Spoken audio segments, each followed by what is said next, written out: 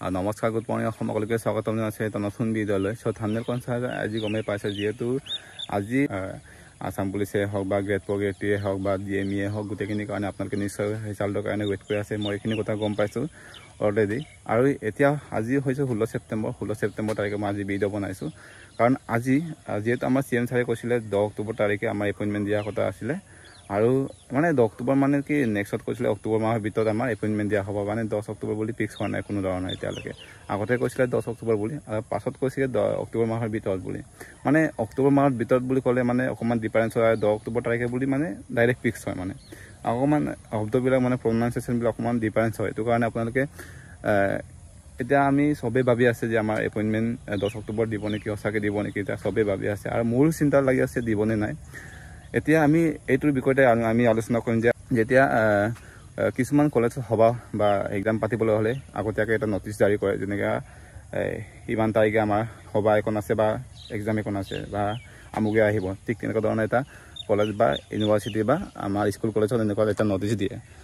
চ' এতিয়া আমাৰ য'ত নেকি আমাৰ 10 অক্টোবৰ তাৰিখে এপইণ্টমেণ্ট দিব বুলি কৈছিলে, তো আজিলৈকে এটা নটিচ এটাও জাৰি কৰা নাই হোম চৰকাৰ, মানে এটা সিহঁতৰ ফালৰ পৰা এতিয়ালৈকে আমাৰ ৰিজাল্টৰ কাৰণে ৰিজাল্ট তেতিয়া আহিব বা ৰিজাল্ট বা 30 তাৰিখত আহিব বা 5 তাৰিখত আহিব বুলি এটা ৰিজাল্ট এটা মানে নটিচ এখন জাৰি কৰিব লাগে। এতিয়ালৈকে নটিচ এটা দিব লাগে সিহঁতৰ ফালৰ পৰা, এটা আসাম পুলিচে হওক বা গ্ৰেড 4 গ্ৰেড 3 হওক বা DME হওক, গোটেইখিনিৰ ওপৰত এটা নটিচ এখন সিহঁতে দিব লাগিছিলে এতিয়া সময়ত। বা আমি অপেক্ষা কৰিব লাগে যে আমাৰ 25 তাৰিখলৈকে, 25 তাৰিখৰ ভিতৰত আমাৰ নটিচ এখন আহিব যে আমাৰ কি আসাম পুলিচৰ ৰিজাল্ট ইমান তাৰিখে আহিব আৰু আপোনালোকে এপইণ্টমেণ্ট ইমান তাৰিখে দিব। আপোনালোকৰ এপইণ্টমেণ্টটো লিখি দিয়া হ'ব, কেতিয়া জইন কৰিব লাগে বা কোন তাৰিখে জইন কৰিব লাগে, বা তেওঁলোকে হয়তো সংবাদমেলত কৈ দিব এইবিলাক কথা। তো আপোনালোকে এইখিনি কথা হয়তো গম পাইছে, আৰু বা নিউজ চেনেল যোগেদি দিব না আপোনালোকৰ পেপাৰ যোগেদি আপোনালোকক সেইবিলাক জইনিং ডেটটো আপোনালোকক দিয়া হ'ব।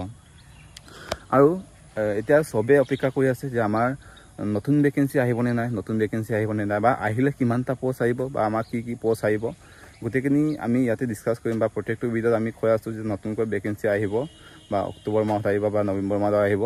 এইটো মাহত আহিলে আমাৰ খুব ভালেই, কাৰণ ফৰেষ্ট গাৰ্ডটো আপোনালোকে নিশ্চয় গম পাইছে, অল আছাম ঘাতক যায়, আৰু খুব ঘাতকটো মানে ছেম টু ছেম হয়। মানে তেতিয়া মানে কোনো ধৰণৰ মানে অভিযোগ এনেকুৱা নাহে। মানে আপোনালোকৰ গোটেইখিনি অল আছামৰ ST সমানে কাটক যাব বা অল আছামৰ OBC সমানে কাটক যাব, ঠিক তেনেকুৱা ধৰণৰ সমানে কাটকটো যাব। যেনেকৈ আসাম পুলিচ ABPটো ডিষ্ট্ৰিক্টত যায়, লখিমপুৰ ডিষ্ট্ৰিক্টটো ST হাইকৈ যাব বা ডিব্ৰুগড় ডিষ্ট্ৰিক্টৰ অকণমান STটো কমকৈ যাব, ঠিক তেনেকুৱা ধৰণৰ মানে অকণমান আপ ডাউন থাকে আসাম পুলিচ ABPত।